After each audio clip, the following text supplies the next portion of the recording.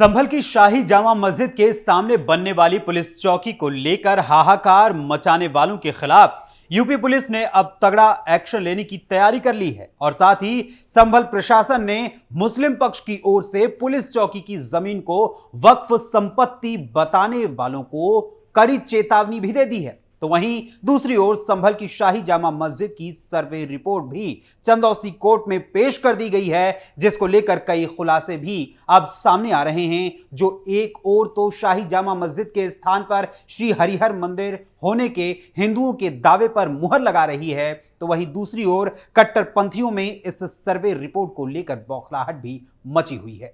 आखिर क्या है संभल की शाही जामा मस्जिद के सामने बनने वाली पुलिस चौकी की जमीन को लेकर पुलिस की चेतावनी और साथ ही शाही जामा मस्जिद की सर्वे रिपोर्ट में कौन से खुलासे हो रहे हैं, आपको बताएंगे विस्तार से हमारी आज की इस स्पेशल स्टोरी में। नमस्कार, कैपिटल टीवी उत्तर प्रदेश देख रहे हैं आप और मैं हूं आपके साथ अखिलेश पांडे। उत्तर प्रदेश के संभल में शाही जामा मस्जिद के पास बनाई जा रही पुलिस चौकी की जमीन को वक्फ की प्रॉपर्टी होने का दावा करने वालों के खिलाफ अब पुलिस मुकदमा दर्ज करने वाली है, बल्कि यूं कहें कि मुकदमा दर्ज कर रही है। जी हां, बिल्कुल सही सुना आपने। कुछ दिन पहले संभल की शाही जामा मस्जिद के सामने बनने वाली पुलिस चौकी की जमीन को लेकर एआईएमआईएम चीफ असदुद्दीन ओवैसी ने उसे वक्फ की संपत्ति बताया था और साथ ही अभी 2 दिन पहले मुरादाबाद से सपा के पूर्व सांसद एसटी हसन ने असदुद्दीन ओवैसी के दावे पर सहमति जताई थी। तो वहीं अब संभल पुलिस और प्रशासन ने पुलिस चौकी की जमीन पर वक्फ बोर्ड की संपत्ति होने के दावे पर अपनी सफाई भी दी और साथ ही प्रमाणों के साथ इस दावे को खारिज भी कर दिया है। इस मामले को लेकर संभल डीएम डॉक्टर राजेंद्र पैंसिया और एसपी कृष्ण बिश्नोई ने एक प्रेस कॉन्फ्रेंस कर इस दावे को खारिज करते हुए इस मामले में अज्ञात के खिलाफ मुकदमा दर्ज करने की बात भी कही है और अब मुकदमा दर्ज भी हो गया है। दरअसल संभल में बाबर के जमाने में बनी शाही जामा मस्जिद को लेकर विवाद चल रहा है, जिसके सर्वे को लेकर 24 नवंबर को हुई यहां की हिंसा, जिसने पूरी तरीके से यूपी को भी अलग ही तौर पर सियासी रूप में भड़काया था और पुलिस व स्थानीय लोगों में यहां पर झड़प हुई थी। उसके बाद यहां लगातार पुलिस चौकी बनाने का प्रस्ताव रखा गया और शाही जामा मस्जिद के सामने की जमीन को चिन्हित कर पुलिस चौकी का निर्माण अब शुरू भी कर दिया गया है और तेजी से इस चौकी का निर्माण किया जा रहा है। वहीं पुलिस चौकी की जमीन को वक्फ बोर्ड की संपत्ति बताने वाले दावों को खारिज करते हुए संभल के एसपी कृष्ण बिश्नोई ने इस प्रेस कॉन्फ्रेंस में कहा, पुलिस चौकी वाली जमीन को लेकर एक डेलीगेशन के द्वारा कुछ कागज दिए गए थे। उन कागजों की जांच पड़ताल की गई। जांच पड़ताल के दौरान कोई भी डॉक्यूमेंट रजिस्टर्ड होने की बात प्रकाश में नहीं आई है। अगर इस तरह से देखा जाएगा तो संभल कोतवाली भी वक्फ की जमीन का ही पार्ट होगा।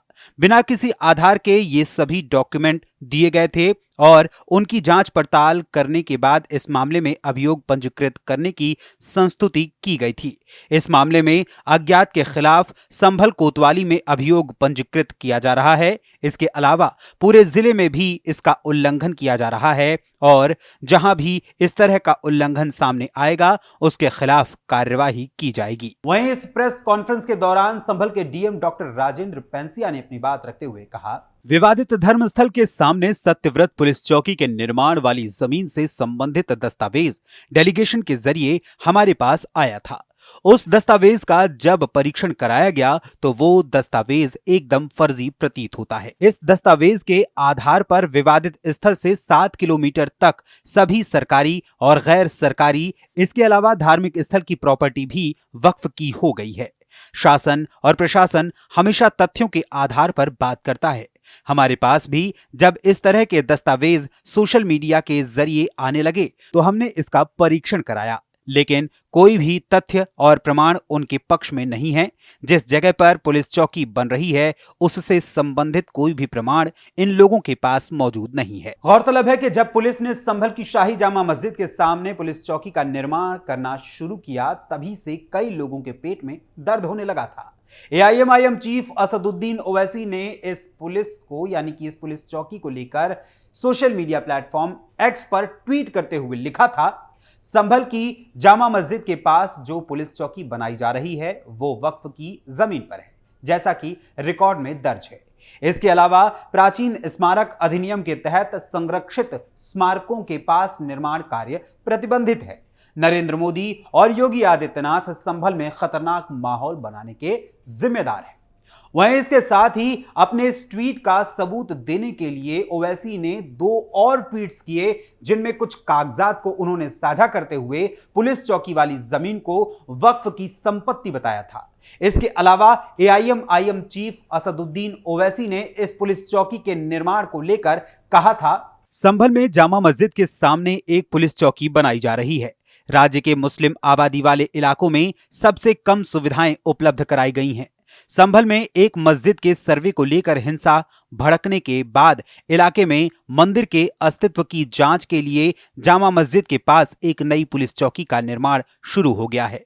सुरक्षा बढ़ाने और आगे की अशांति को रोकने के लिए इलाके में रैपिड एक्शन फोर्स की एक टीम तैनात की जाएगी। देश के किसी भी कोने में चले जाइए, वहां की सरकार न तो स्कूल खोलती है और न ही अस्पताल। सरकार के पास किसी और चीज के लिए पैसा नहीं है, उसके पास सिर्फ पुलिस चौकियों और शराब बारों के लिए पैसा है। वहीं एआईएमआईएम चीफ असदुद्दीन ओवैसी के बाद मुरादाबाद के पूर्व सपा सांसद डॉक्टर एसटी हसन ने भी सत्यव्रत पुलिस चौकी को लेकर दावा किया है कि यह पुलिस चौकी वक्फ की जमीन पर ही बनाई जा रही है। पूर्व सांसद समाजवादी पार्टी के डॉक्टर एसटी हसन ने कहा, संभल में वही काम हो रहा है जो राजा महाराजाओं के युग में होता था। जब वो जिस स्थान पर उंगली रख देते थे वो जमीन उनकी हो जाती थी। यही काम वर्तमान में संभल प्रशासन कर रहा है। किसी भी निर्माण से पहले ये तो देख लिया जाए कि आखिर वो जमीन किसकी है। संभल में जो भी किया जा रहा है वह उचित नहीं है। सरकारी कार्य के लिए सरकारी जमीन का इस्तेमाल किया जाना चाहिए। वहीं आपको बता दें कि संभल में शाही जामा मस्जिद के पास निर्माणाधीन सत्यव्रत पुलिस चौकी को वक्फ बोर्ड की जमीन पर बनाने का दावा करने वालों के खिलाफ पुलिस ने अब केस दर्ज करना भी शुरू कर दिया है। संभल प्रशासन की ओर से एआईएमआईएम चीफ असदुद्दीन ओवैसी द्वारा सोशल मीडिया पर पोस्ट किए गए दस्तावेजों को फर्जी साबित करने के बाद अब संभल में कोतवाली में, यानी संभल की जो कोतवाली है, वहां पर बीएनएस की धारा 419, 420, 467, 467 के अलावा 471 के तहत अज्ञात के खिलाफ मुकदमा दर्ज किया गया है। इसमें सपा के डेलीगेशन के संभल आने पर संभल विधायक द्वारा एक अधिवक्ता के जरिए निर्माणाधीन पुलिस चौकी के दस्तावेज डेलीगेशन के सामने रखने और दस्तावेजों के साथ वक्फ से संबंधित दस्तावेज संलग्न होने का जिक्र भी किया गया है। वहीं सत्यव्रत पुलिस चौकी की जमीन के मामले के अलावा संभल की शाही जामा मस्जिद की सर्वे रिपोर्ट भी चंदौसी कोर्ट में जमा की जा चुकी है।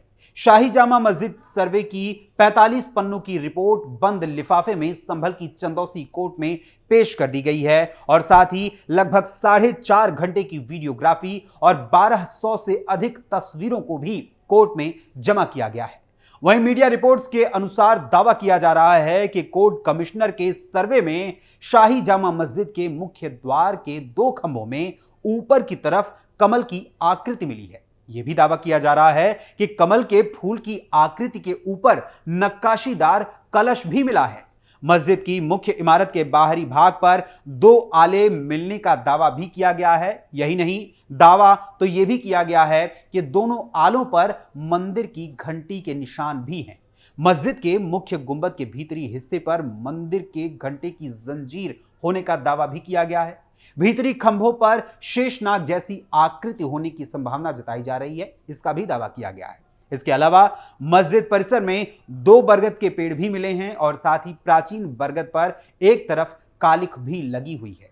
दावे के मुताबिक मस्जिद के चबूतरे में कुआं मिला है, जिसे अब पाट दिया गया है और साथ ही उसे लोहे के दरवाजे से बंद भी कर दिया गया है। हालांकि इस मामले में कोर्ट कमिश्नर की ओर से सर्वे की रिपोर्ट को बंद लिफाफे में जमा किया गया है। अब देखना होगा कि इस सर्वे रिपोर्ट के खुलने के बाद न्यायालय द्वारा आगे क्या फैसला दिया जाता है। वैसे संभल की शाही जामा मस्जिद की सर्वे रिपोर्ट को लेकर होने वाले दावों और इस शाही जामा मस्जिद के सामने बनने वाली पुलिस चौकी की जमीन पर वक्फ संपत्ति होने का दावा करने वालों के खिलाफ पुलिस एक्शन जो हो रहा है उस पर आप सभी का क्या विचार है, अपने कमेंट्स के माध्यम से हमें जरूर बताइएगा। फिलहाल अभी के लिए इस स्पेशल स्टोरी में बस इतना ही। फिर मुलाकात होगी किसी और खबर, किसी और मुद्दे, किसी और विषय के साथ। तब तक के लिए मुझे अनुमति दीजिए। धन्यवाद, नमस्कार।